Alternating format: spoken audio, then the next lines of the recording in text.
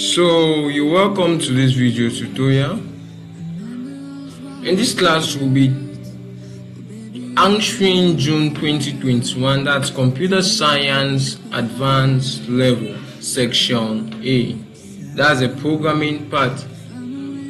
So the question goes thus: binomial expansions are sometimes aided by a tool known as the Pascal triangle.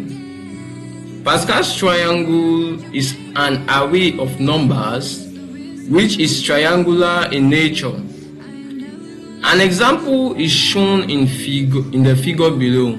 So this is an example of a Pascal triangle. So the Pascal triangle, that's the figure 1 which shows the Pascal triangle. So here we realize that it is an n by n matrix where n is a natural number.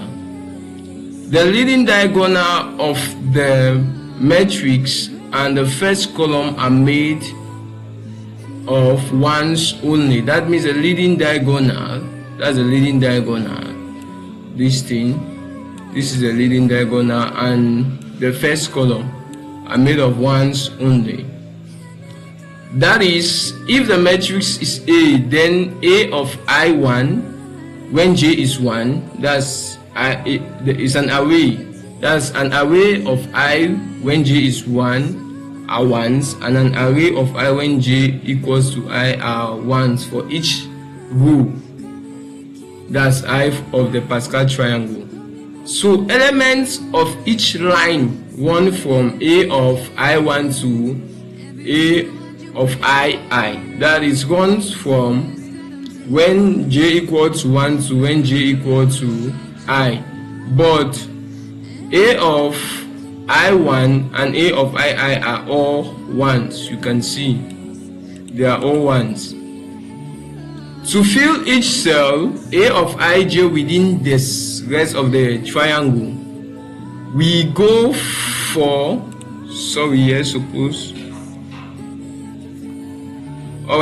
we go for A of I2 to this with J ranging from 2 to I minus 1. So every A of ij is equal to this. Alright, task 1. Do the following in your answer booklet. With the above in mind, copy the Pascal triangle in figure 1 in your answer booklet. Attach to it the next 2 lines of the Pascal triangle. So I'll just open a document here.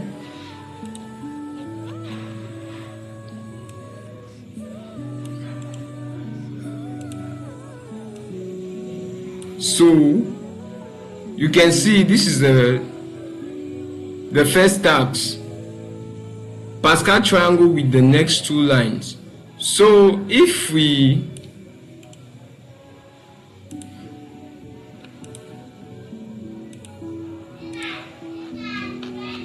that's concerning to looking at our questions, I'll just open this one so that this will be our worksheet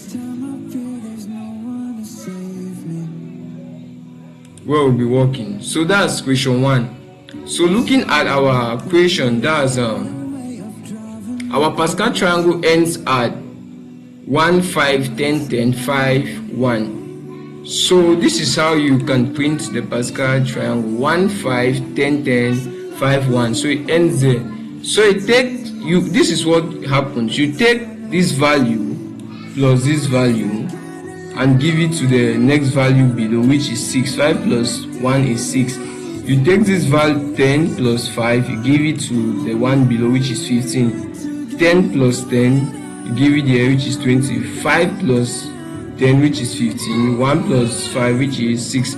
So that's just a basic way in which you can fill the Pascal triangle. So we'll go to B. They say write an algorithm to fill the leading diagonal of the Pascal triangle. So an algorithm that will be able to fill the leading diagonal, meaning all the leading diagonal need to be 1. the leading diagonal needs to be 1. So for I from 1 to n, that is the value for I ranges from 1 to the number that you are going to be entering inside the array. You are printing A of I, that when I equal to j, this is a leading diagonal, this straight line here. When I equal to j, you are printing 1. So that's just an algorithm to print the values in the leading diagonal.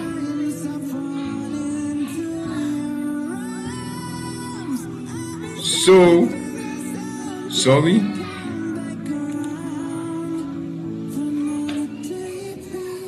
Question 3 says write another algorithm to fill the rest, to fill the first column of your Pascal triangle.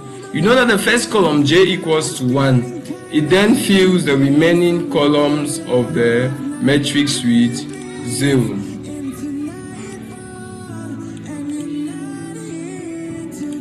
So,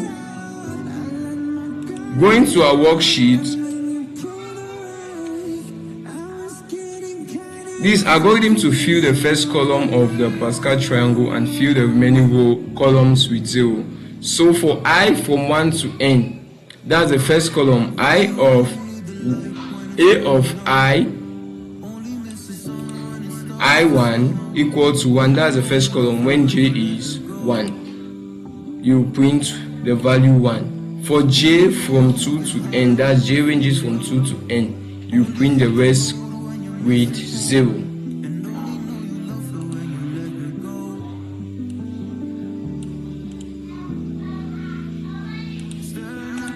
So the Z part says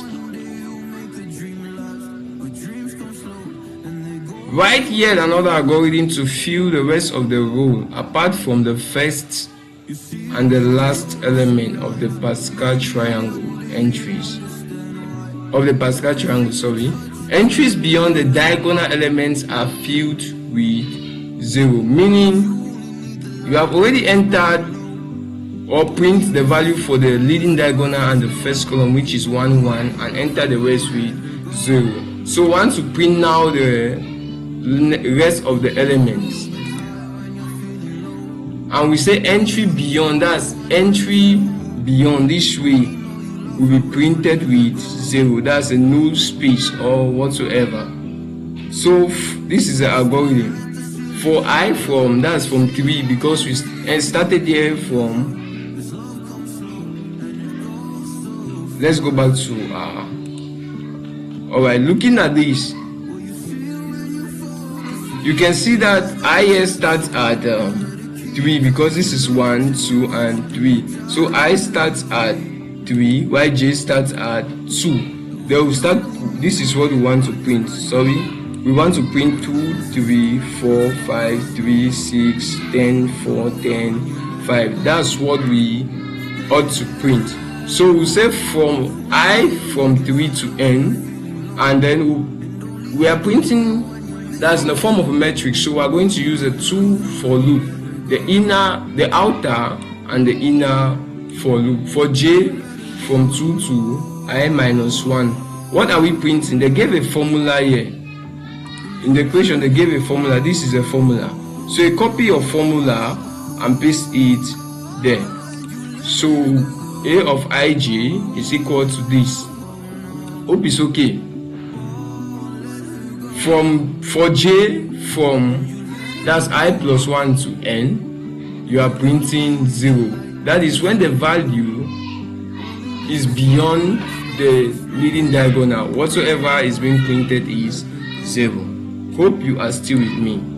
So if you have been with me so far, we'll enter task 2, whereas we want to convert all our algorithms into a running program. So let's say transform, that's task 2. Transform the algorithms from task 1 that we have already written into programming language, PL, functions or procedure. Write a programming language function or procedure that prints all the elements in the n by n matrix. So we'll first of all transform all of that into a programming language. So we are going to use C. So this is it. I will just resize this. I will reduce it a bit. Sorry. Okay. So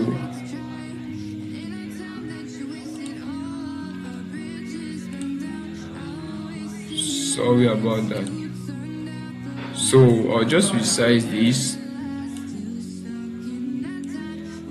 Okay, so that we'll be able to see clearly our equation and okay, let's go back here. Okay, we'll be able to see our algorithms and the code we want to transform the algorithms into. So the first case, that's a B. Algorithm want to print fill the diagonal, that's the leading diagonal. So I'm using an array. I initialize the value for that's the size of the array. So I take A to be of size 5 by 5, that's 5 rows, 5 columns, and I'll use another variable that is called n. Here I globally declare I and j, so that I and j will be used for the rest of the function. I don't want to come here and start saying int I, int j, no. So I just globally declared I and j, so that will be used for the rest of the function. If you put int I here, something like this, or int j inside here, it will just be concentrated just inside this function. It will not be working outside the function. So that's local declarations. So what I did, I declared I and j globally. That's why I'm able to use it all through the code. So I say, let's go back. Like I said, we'll be using our algorithm to answer the very equation. So for I from 1 to n, I start from, let's just say 1 to n, yeah. That's if I start from 1 to n, so you change it 0 to 1, then put an equal to sign here. So I'll just do something like change it to 1, but it's still the same, no need. So I can still start from 0, that's the index, and I can still start from 1. So 1 to n is the same as 0 to n minus 1. Alright, what we are printing, or here is a void, meaning we don't return any value. So this is a procedure, not a function, meaning we don't return any value at the end. That is it. You can see nothing is being returned based on our algorithm. So it's a void. You use a keyword void because it's a procedure. All functions use, let's just say, a data type apart from void. So this is a procedure, that is why we are using void. So we say for I equal to 0, I less than n, we are incrementing we are adding one value to I at each step of iteration. So what are we printing? 1. So when j equal to I, we are printing 1, that's printing the leading diagonal when I equal to j, or when j equal to I. So we are done with the first case. So the equation 2, I'll just, this is it, right? That prints all the elements in the n by n matrix. So our programming language, like I said, we are using C, and the IDE for that is dev C++.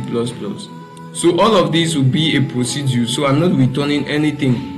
So void fill first column, that is I'm filling the first column of I'm filling the first column of my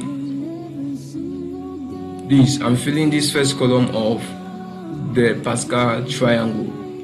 So the first column, algorithm to fill the first column of the Pascal triangle and fill the remaining columns with zeros. So we're starting from I from 1, let's just say 1 or 0 is still the same to n, or n minus from 0 to n minus 1, or from 1 to n is still the same. What happens is that that's the array of I1 is equal to 1. That's it. So 1 here will take 0. That is why we say array of I0 equal to 1. They will say from j equal to the next index, which is 1, and the next index for here will be 2. So for j equal to 1, j less than n, we are incrementing j. So what are we giving? So like I said, it's a procedure, so we are not returning anything. So a of ij is equal to 0. That's the rest of the elements beyond the leading diagonal. Okay. So we want to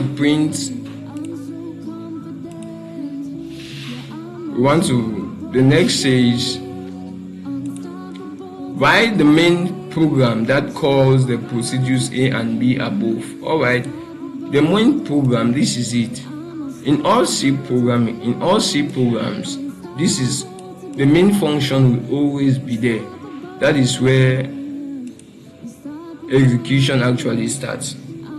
So inside, this is the body of the main program. So I took the size of the array to be, that's 5. Yes, and I declared my array, that's an n by n matrix, to take a null space. There is nothing inside the array at the start, but you can still keep it, you can still wipe it, it will still be the same, so there is no problem with that.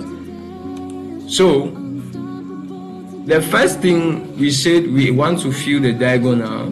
That's it, filling the diagonal matrix.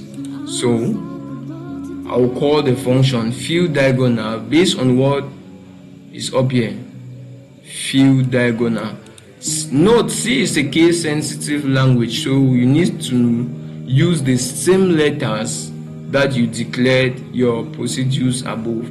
So fill diagonal, I'm calling, that's recursion, calling back the procedure in the main function. So the main function contains an array and an integer n. That's why I write a and n. So same for the first column and same for the first row. And then this one we just actually print the matrix, that's on Z. Alright, we'll go to the next question. Write the main program that calls A and B above, that calls the procedures A and B above in their right order so as to populate and print elements of the matrix. So if they say you want to populate and print elements, so this is what you are going to use to print the elements of the matrix, this procedure here, this procedure here. So for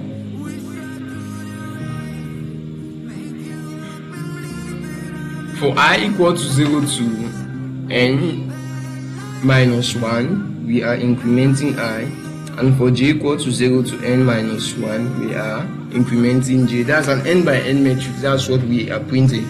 So we are printing A of I, j, and we'll give a new line after each iteration has been done. So running this program now, let's see our output. Let me open it now so you can see the output. You can see the output. The rest that's beyond the leading diagonal has been printed 0, and from the leading diagonal to this point has been printed with 1 1. So that's how you can write a code, or that's how you will be able to answer this year, or that's how you can be able to answer this year, June 2021. Thank you for your time, and hope I will see you in the next video.